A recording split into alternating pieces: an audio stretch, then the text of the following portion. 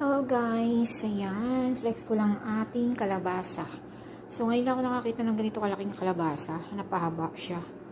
Ayan.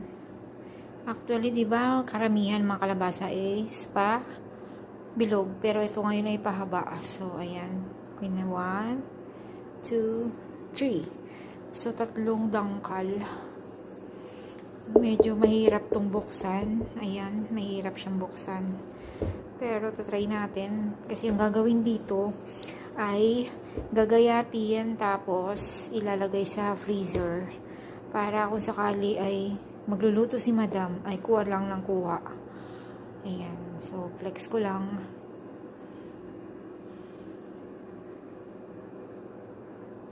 Medyo mahirapan tayo dito buksan kasi maano na siya, makunat na. Ayan, makunat na. Tapos ang